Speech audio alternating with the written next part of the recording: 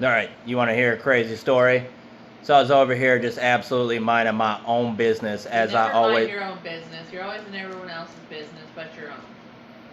as I was saying, I was minding my own business as I always do when my daughter comes up to me out of nowhere and she's just like, "Hey, what's the cat got in his mouth?" And I'm like, "Probably nothing, probably something stupid."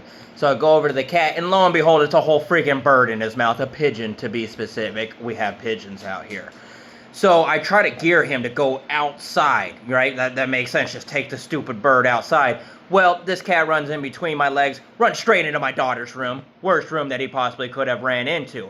So I got to chase him in there, right? And he's standing right in front of me with the bird in his mouth, and just like you probably assume, the bird's dead. Well, that was a really terrible assumption that I made. So I went to grab the bird out of his mouth, and he let go of the bird, and lucky me, that bird flew right into my face. So that bird's coming at me now. He's shooting up off the roof. He's hitting the ceiling fan. He's bouncing back off of me. He's hitting the ceiling fan. He's bouncing back off of me. And this is a never-ending cycle. So I run out of the room because obviously I'm the problem. I run out of the room. I see him go down the hallway to my bedroom, okay? Now, when you were a kid and you thought like one of your toys was possessed or you thought you saw like a ghost or something, you and your buddies always ran away, but we got weapons and we regrouped, right? So I went and got my trusty broom and I went back into the bedroom and I shut the door and I locked myself in with this bird. Now, this evil cat is also there because he's a little crackhead and he's got to get his prey. He don't give up. He's a full-fledged crackhead. He does not give up. So what I do is I punch the screens out of the window and I open the windows up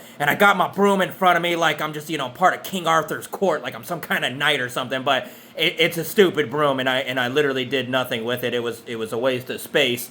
What I ended up doing is he flew himself into the corner of the room. I got the window open and I moved the nightstand and he went under the bed. So instead of going out the window, he went under the bed. It's just an absolute nightmare. Now I have the cat trying to come under him because he's under the bed. So I take my broom and I just shove it into the thing. And the bird gets scared as hell, which he should have. He finally goes flying out the window. And I check to make sure that I don't need new pants. But it was a pretty cool Easter. Pretty fun Easter. Make sure you check out my music.